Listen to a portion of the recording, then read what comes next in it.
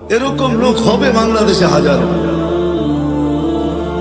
আল্লাহ তাইলে এই গর্বত দারিদ্রতা যদি আল্লাহকে পাওয়ার জন্য না হতো, তাইলে এই বিনিময় কোনোদিন রাখা হতো না যে তুমি ধনীদেরকে দেখায় জান্নাতের নেয়ামত 500 বছর ভোগ করবে। 500 বছর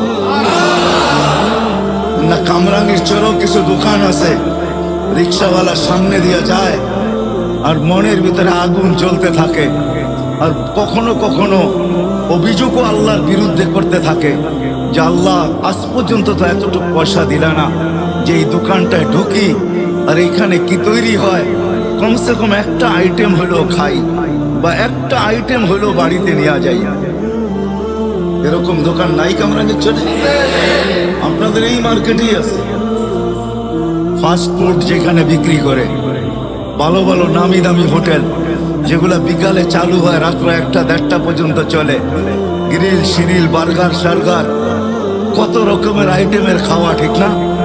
হাজারো ভ্যানওয়ালা ডেলি যায় আর মাঝে মাঝে দেখে এরকম কোনো ক্যামেরা আসে নাই যে ওটার স্ন্যাপ নেওয়া যায়।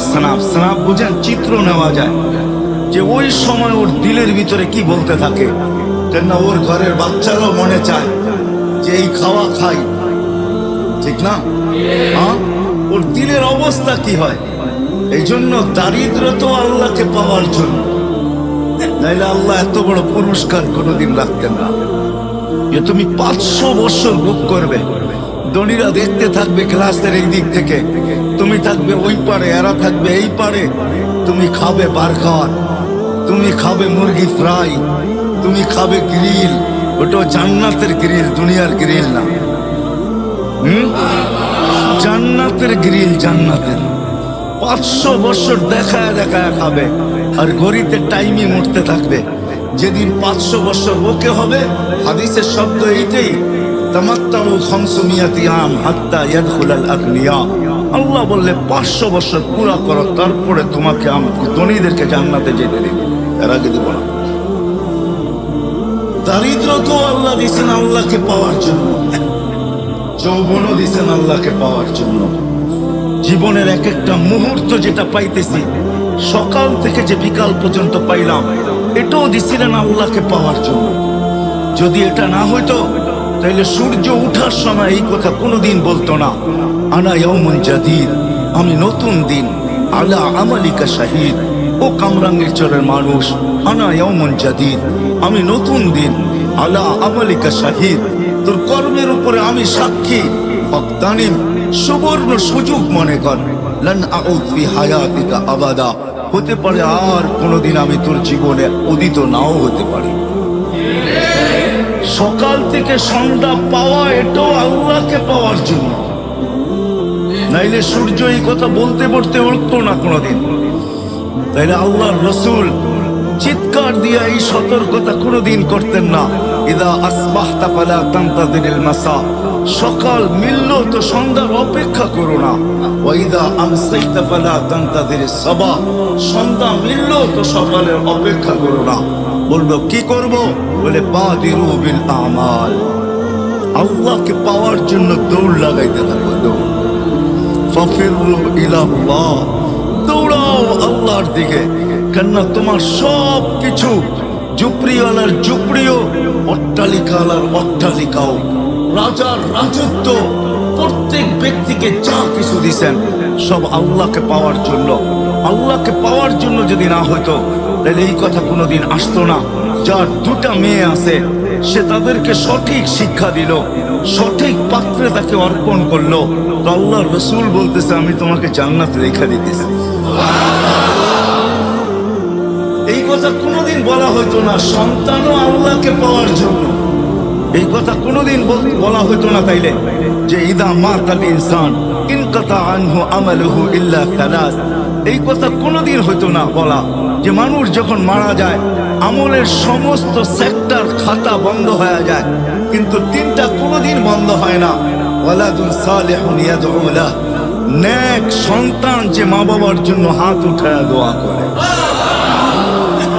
আবার আল্লাহ এটাও কোনোদিন বলতেন না যখন হাত উঠায়, আল্লাহ বলে দুনিয়াওয়ালা দেখতে পারে যে উপরে ছাদ আছে, দুনিয়ালা দেখতে পারে উপরে আকাশ আছে, দুনিয়ালা দেখতে পারে যে উপরে আকাশ আছে, দুনিয়ালারা দেখতে পারে উপরে সামিয়ানা আছে, দুনিয়ালারা দেখতে পারে দুনিয়ার ছাদ আছে, দুনিয়ালারা দেখতে পারে ঘরের অন্ধকারে আছে। আল্লাহ বলে হাত উঠাইতে দেরি, ফালা হিজাবা বাইনি ওয়া বাইনা, এর মাঝে আমার মাঝে কোনো পর্দাই থাকে না, সবগুলাকে আমি ডিলিট করে দিই, সব পর্দাকে আমি সরায় দিই। তাহলে কোনোদিন এই কথা বলা হতো না। আমি বুঝাইতে পারতেছি কিনা জানি না, কেননা আমার কাছে সুর নাই। আমি প্রত্যেকে আপনাদেরকে সুর দিয়া বুঝাবো। আমি কিন্তু কাটা কাটাই বুঝাইতে চেষ্টা করতেছি। আমাদের যার কাছে যা আছে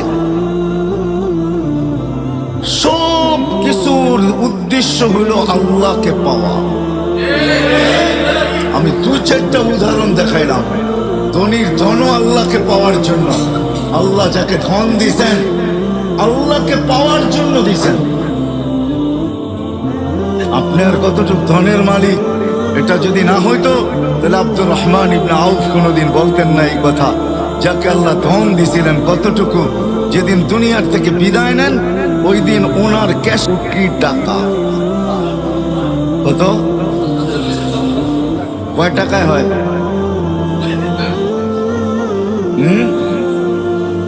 47 বাঙ্গারি গুলা বললাম না, আরো বাঙ্গারি আছে। 47 লক্ষ কোটি টাকা ক্যাশ ছিল, ক্যাশ। আপনাদের এবার ন্যাশনাল বাজেট হয়েছে 6 লক্ষ কোটি টাকা, ওনার কাছে ছিল 47 লক্ষ কোটি টাকা। ওনাকে জিজ্ঞাসা করছে এত দেন কেন? বলছে আল্লাহ পাওয়ার জন্য দিছে, লিল্লাহি ওয়ালি রাসূলিহি ওয়ালিল মুমিনিন। আল্লাহ পাওয়ার জন্য দিছে, আল্লাহ পাওয়ার জন্য। আমার কাছে যদি সামর্থ্য থাকতো তাহলে আমি ওই লোককে এখানে নিয়ে আসতাম। আমার কাছে সামর্থ্য নাই, বড় অ্যাবিলিটি লাগবে, তাইলে তাকে হয়তো নিয়ে আসা যেতে পারে। এক শিল্পপতিকে সে 3 রাত্র স্বপ্নে দেখছেন যে অমুক ফলওয়ালাকে উমরা করাও, অমুক ফলওয়ালাকে উমরা করাও। প্রথম দিন দ্বিতীয় দিন সে পুরুক্ষেপ করে নাই যে হয়তো এটা এমনি দেখতেছি। তো তৃতীয় দিন বড় কঠোর ভাবে দেখছেন, কঠোরতার সাথে স্বপ্ন সামনে আসছে যে তুই করাবি কি করাবি না বল। তো সে ঘুমের থেকে উঠছে, কোনো মতে তার নাম্বার জোগাড় করছে, করে তাকে ফোন দিছে, তোমাকে আমি উমরা করাইতে চাই। সে একটা অট্ট হাসি দিয়া বলছে যে আমি তো নামাজই পড়ি না, আমি আবার কি উমরা করব? আমি তো মসজিদই চিনি না, উমরা আবার কি করব আমি? তো সে বলছে আমি অবশ্যই তোকে করাবো। পুরা কাহিনী খুলে বলছে। তো সে বলছে ডেলি কামাই ডেলি খাই, আমি উমরায় চলে গেলে ঘর চলবে কি দিয়া? তো শিল্পপতি বলছে শুধু তোর খরচ দিব না, তোর ঘরের খরচও দিব, চল তুই। তো বাধ্য হয়েছে যাইতে।